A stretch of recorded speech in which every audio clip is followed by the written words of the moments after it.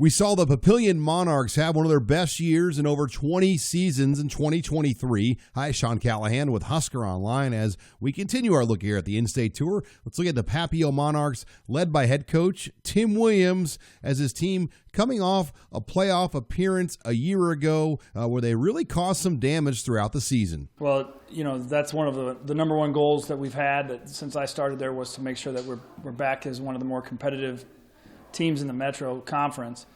I credit a lot of that to our youth program and how well they work with us and how well we've worked with each other to get where we need to be.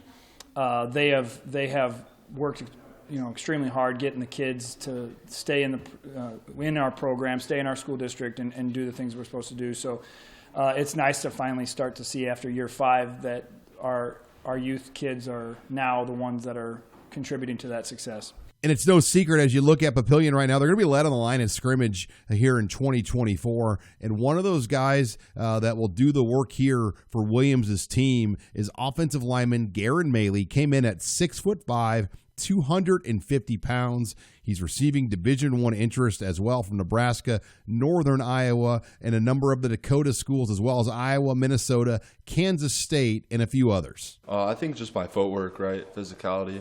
Obviously getting better at that, but just excited for a big senior season.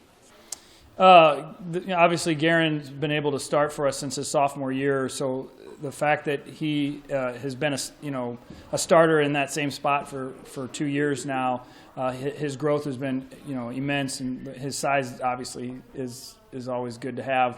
But he knows exactly what we want and what we're looking for, so he can help the younger kids that are on that line and so they understand exactly what we want and how we operate. We're kind of an old school offensive line, at least that's the way we try to teach it. So he's going to be able to be a big help to those kids that are going to be newer to it. Maley played alongside guys like current Husker recruit Eric Ingwerson, and he's hoping now to kind of take that role here next season. He taught me a lot of stuff and just told me about the whole process, and he's been helping me actually just know what to do and where to go. Then keep your eyes on 2026 quarterback Cameron Leggett, 6'2", about 160 pounds right now. He looks to be the guy here for the Monarchs in 2024. I'd probably say I have a really good wide receiver core. I got good footwork and I can get the ball out fast. Cameron's biggest growth has obviously been his maturity as a person and as a player. He's got a really strong arm. He's able to get the ball off as quickly as he possibly can. I think that we can work on that, but the fact that he's 6'2", 6'3", and I still think he's got some more room for growth. He's got a great pedigree behind him also with his mom is a Muma, and the Mumas were really big Papillion names. So he's got a great pedigree that's a Monarch tradition. So, I mean, I really want to work on getting the ball out quicker and stuff like that. But that's it. At linebacker, Cale Johnson came in at 6'3" and 215 pounds. Yeah, Cale last year really stepped up big for us on defense. Having a 6'3" outside linebacker, it's really hard for quarterbacks to throw over the top of that, in the intermediate range routes. And then, his maturity as well has grown immensely to the point where now him playing tight end, he'll be a tough one to stop and to guard, considering the fact that he is as fluid as he is. If you watch him on the basketball court, he moves really well on the basketball court. So I'm actually excited to see linebackers try to guard him. I think it's going to be really tough. That Owen Bogas is going to be in that all-purpose role for the Monarchs, as he had a big year last season, and he's going to be more featured in this offense. So Owen and another kid in this group is Isaac Pamaran. They both have started for us since their freshman year. Their route running is in my opinion, one of the best they're one of the best route runners I've ever coached. Their knowledge of the game is extremely high.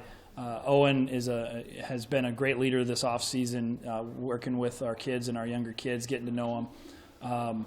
And then their dedication to the weight room and wanting to get stronger, and even for him to be at 170 pounds right now at his size is a testament to him and what he's been able to do. So I actually look forward to seeing what they're capable of doing. Ty Jelnick is another guy in the secondary to keep your eyes on. He actually is a kid that just came into our school building. So he played last year for Papillion-La Vista South, and coming into our system, even knowing what he was doing to us last year, he made most of the open field tackles in the secondary for us and against us. Having him come over to us is going to be a huge deal for us. And then finally, Logan Holtmeyer, a 2026 offensive lineman. There may not be a stronger player in the state for his age. He's got a bench press max of 385 pounds and a 28-inch vertical. Yeah, there's no other place to put him. I mean, you could play him at linebacker, he'd be fine, but he's so disruptive as a nose guard specifically. He's fine on the offensive line. He's a decent offensive line player, but his best bet is probably collegiately at the nose guard position. I will tell you that Logan's probably the strongest kid I've ever coached, and so for somebody that's going to be bench pressing, well over 330 pounds and squatting over 600 pounds and whatnot, he's very disruptive. A lot of kids have a hard time blocking him because he's able to use his strength to just control the line of scrimmage. So, reporting here with the Papillion Monarchs at the in-state tour, I'm Sean Callahan of HuskerOnline.com.